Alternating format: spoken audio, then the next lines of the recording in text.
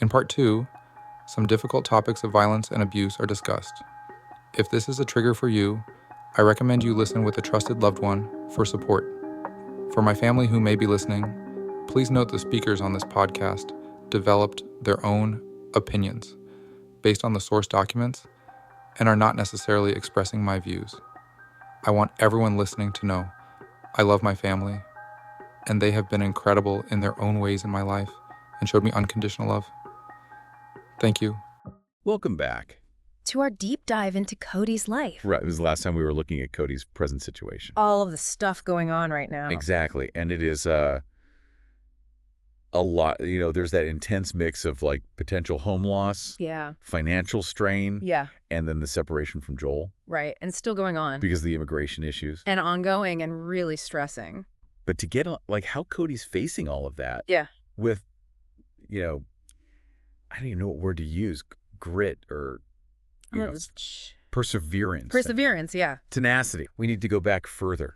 Back to their roots. It's like we're tracing a river. Ooh, I like that. Back to its source. Okay. To understand the currents of Cody's life now, we need to see where those currents began. And that source is? A childhood. Marked by. And their notes really paint a picture. It's profound instability and neglect. And it's not easy to read. It's not. But what strikes me is how Cody, even as like a tiny kid, had to adapt to survive. In a world that felt so unsafe. That's a key point. That adaptation, those early experiences, as difficult as they were, forced Cody to develop coping mechanisms, ways of navigating a reality that many of us couldn't fathom, would not be able to fathom. So let's start at the beginning. Okay. Cody's timeline starts with their parents. Right, their parents, and a relationship that was full of arguments. Fraught with violence. Even drug use. And that just becomes like the backdrop of their earliest years. Imagine as a toddler witnessing that kind of chaos and unpredictability. Right. It's a time when a child's sense of security is paramount. And for Cody, that sense of safety was repeatedly shattered. From being left alone as a toddler? Oh, gosh, Like wandering the streets to witnessing just various forms of abuse. It's clear that basic needs were neglected.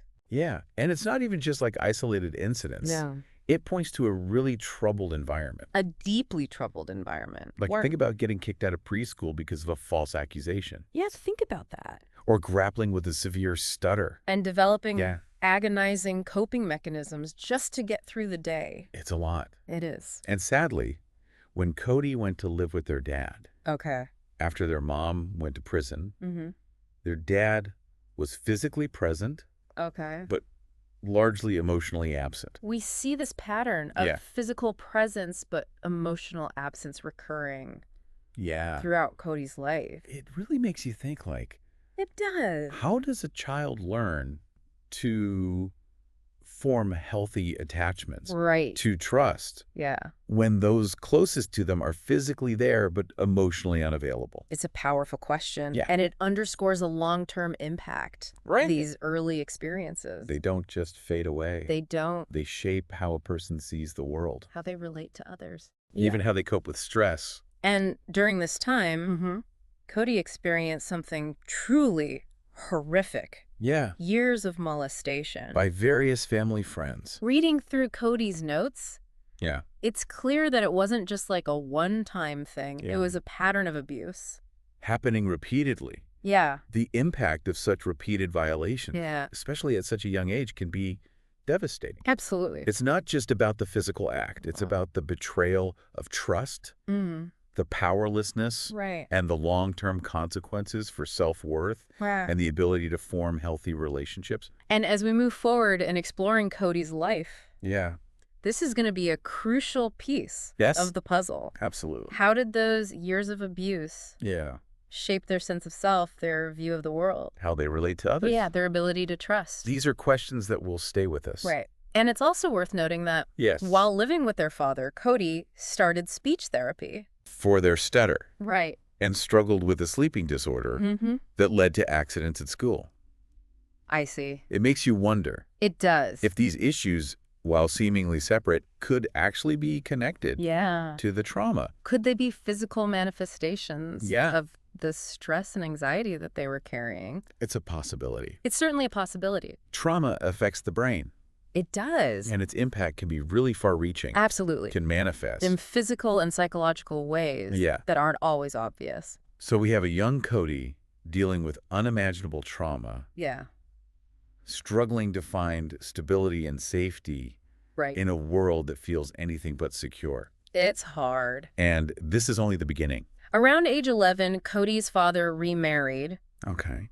And while the hope might have been for a more stable environment, that's not what transpired. Right. It's like trading one form of instability for another. It is. And this new situation brought up a whole new set of challenges. What's particularly disturbing is the added layer of racial prejudice. Oh, yeah. Cody, being biracial, faced constant slurs. Wow. And was even prevented from seeing some of their cousins simply because they weren't white. Because they weren't white. Yes. We're talking about a child being told they're inherently flawed, they don't belong because of their race. And these messages were coming not just from strangers, but from the people who were supposed to love and protect them. It's so messed up. That level of rejection and betrayal can leave deep scars. And it wasn't just the prejudice. No. The notes describe this overcrowded home. Yes. Cody sharing a room with multiple people. Lack of privacy. Yeah, lack of privacy and personal space. Coupled with exposure to drug-dealing verbal abuse and even an attempted rape. It's hard to fathom. It's hard to fathom the impact on a young person's development. I am struck by the fact that Cody started keeping a bug-out bag. Yeah. And sleeping in their car or at friends' houses. This wasn't teenage rebellion. This was a survival strategy. It was a survival strategy. Exactly. Wow. It's about reclaiming some sense of agency. In a world that feels chaotic and out of control. Yeah. And in a way, it foreshadows Cody's later resilience, their determination to create their own path, even when faced with unimaginable obstacles. But it also just highlights the profound impact It does. of this constant exposure to stress and instability. Like living in a perpetual state of fight or flight, never knowing when the next threat will emerge. So we're seeing a pattern emerge here. Yes. This cycle of instability, neglect, and abuse. Yeah. That repeats itself. In different forms. In different forms throughout Cody's childhood. Throughout their childhood. And while they show remarkable resilience, They do. the question remains, at what cost? At what cost? What are the hidden wounds that might be impacting their life today? That's a question we'll continue to explore as we delve deeper into Cody's journey. But for now, it's important to acknowledge the profound and lasting impact of these early experiences. They are the foundation upon which the rest of Cody's life is built. Yeah. That's why understanding this part of their story is so crucial. It is. It's not about excusing any choices or behaviors. No. But it's about providing context. It is. Seeing how the past informs the present. It does. In complex and often unseen ways. Absolutely. And as we move forward, I think it's important to keep that context in mind. Yes. We're not just reading about events on a timeline. We're trying to understand the life of a complex individual. Of a real person. Whose past continues to shape their present. In ways both subtle and profound. Absolutely. And in the next part of our deep dive, we'll explore how those early experiences, especially the trauma, might be playing out in Cody's adult life. In their relationships and their entrepreneurial endeavors. We'll see how the need for control, the fierce independence, and the unwavering dedication to helping others, all admirable qualities, absolutely, might also be deeply rooted in those formative years of struggle. So what stands out to you most about this period of Cody's life? What surprised you? What made you think differently about the challenges they are facing today? Hold on to those thoughts as we prepare to dive even deeper into Cody's world in part 2. Looking forward to it. Me too. Welcome back to our deep dive into Cody's life. We've just begun to unravel the layers of their past. And it's already clear that their childhood was anything but idyllic. It's been heavy. It has. And also really illuminating. We've seen how those early experiences, the instability, the neglect, the abuse. Shaped Cody's worldview, their relationship. A very sense of self. And it's within this context that we start to see the emergence of Cody's entrepreneurial spirit. It's interesting. You wouldn't necessarily think that a childhood marked by chaos would be fertile ground for entrepreneurship. Yeah. It might seem counterintuitive, Yeah. but for Cody, it's almost as if those early challenges fueled a burning need for self-reliance. Right. For creating a sense of control in a world that often felt utterly unpredictable. Like they had to take control. Remember how even as a child, they took on jobs for relatives, doing housework, anything to earn money for basic needs. Oh, wow. Yeah. So that entrepreneurial spark was ignited early on, almost out of necessity. Exactly. It was a way to carve out a space of agency, to gain a foothold in a world that felt constantly shifting beneath their feet. Right. And as Cody entered their teenage years, that spark turned into a flame. Okay. We see them exploring different ventures, taking risks, absorbing valuable lessons from both successes and failures. So we're not talking about a traditional career path here. Not at all. It's more like a series of explorations driven by this inner fire, this determination to forge their own way. Precisely. And this isn't just about ambition. It's about survival. Those early experiences of instability and lack of support likely instilled a deep-seated belief that if they wanted something, they couldn't rely on anyone else to provide it. They had to go get it. They had to create it themselves. That makes sense. But I'm also wondering, could this relentless drive, this need to succeed, also be a way of outrunning the past? Ooh. Of avoiding those painful memories? It's a good question. Yeah. And it highlights the complexity of Cody's story. It's complicated. We're not dealing with a simple cause and effect here. It's about understanding how deeply intertwined resilience and vulnerability can be. Right. So as Cody is building this entrepreneurial foundation, they're also dealing with the emotional and psychological fallout of their childhood trauma. Right. It's like they're juggling multiple realities, constantly trying to keep all the balls in the air. It's important to remember that trauma doesn't simply vanish. No, it doesn't. It can continue to ripple outward, impacting relationships, decision-making, even how a person experiences the world on a sensory level. Wow. We see evidence of this in Cody's personal life. Okay. They struggle to form healthy attachments to trust. Right. And those PTSD symptoms we discussed earlier, the blackouts, the uncontrollable crying, they resurface at various points. That's so sad. It's heartbreaking, but it also speaks to the reality of trauma. It does. It's not something you just get over. No. It requires ongoing healing and a deep understanding of its complex effects. And during this time, Cody meets Joel. Yes. The man who would become their husband. Right. How does that relationship fit into this already complicated picture? It's a fascinating dynamic. Yeah. On one hand, Joel provides a level of stability and love that Cody desperately needs. Right. He becomes an anchor, a source of support in a life that's often felt like a raging storm. Right. But on the other hand, their relationship is also marked by challenges. Okay. By the echoes of those early patterns of instability. Oh, so it's like a two-sided coin. Yeah. Love and support on one side. Yeah. But the lingering impact of trauma and the tendency to recreate familiar patterns on the other. Exactly. And all of this is happening as Cody is building their tax and multi-service business. Tell me more about that. What kind of services did they offer? What was their vision for the business? Well, one of the most striking things about Cody's business is that they specifically targeted the Spanish-speaking community. Why is that significant? It speaks volumes about Cody's empathy and their commitment to social justice. Okay. They saw a gap in services for this often marginalized community, and they stepped in to fill it. Wow. They acted as a bridge, helping people navigate complex legal and financial systems, empowering them to access resources and advocate for their rights. That's powerful, but I can also imagine the challenges involved. Oh, absolutely. We've talked about Cody's ADHD, their struggles with attention and focus. Now, layer on top of that the complexities of translating documents, working with Spanish language software, explaining intricate tax regulations to clients who might not be fluent in English. You're right. It's a recipe for overwhelm.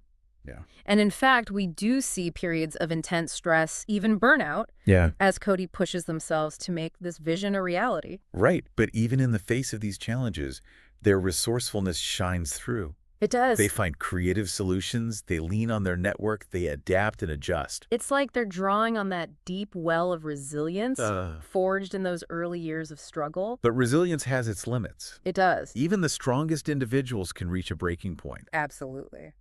And as we move forward, we'll see how the weight of these ongoing challenges, coupled with the complexities of Joel's immigration case, begin to take their toll on Cody's mental and emotional well-being. So the story continues to unfold. It does. We've got Cody, this incredibly driven and compassionate individual, building their business, navigating a complex relationship, all while battling the lingering ghosts of their past. And as we head into the final part of our deep dive, we'll explore how those personal and professional threads intertwine, leading to a series of events that will test Cody's resilience like never before. Stay tuned for part 3, where we'll unravel the tapestry of Cody's adult life and see how those early experiences continue to shape their journey toward healing growth and the relentless pursuit of a better future.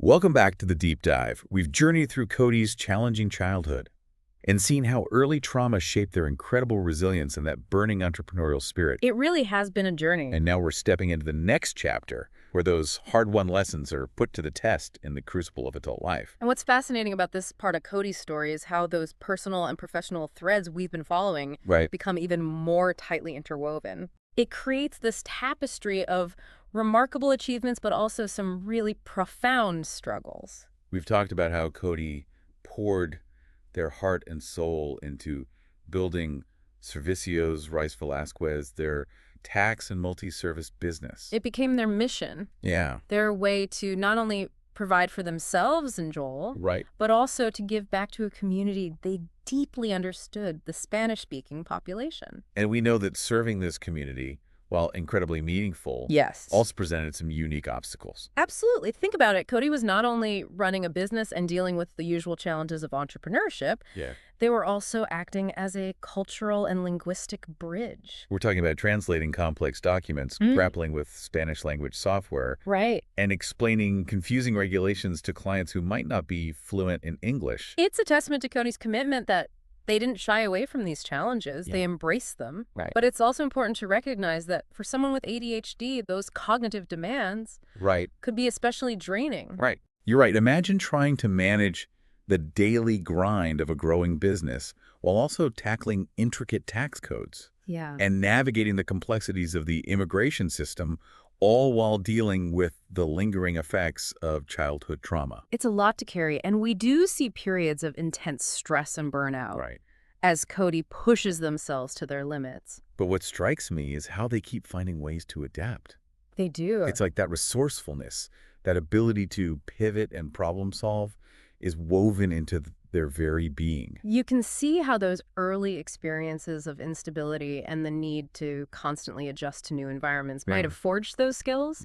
But even the most resourceful individuals need support. They do. And unfortunately, some of the partnerships Cody formed along the way weren't as reliable as they'd hoped. The dissolution of their partnership with Crystal Varela is a good example. Navigating that situation required a delicate balance.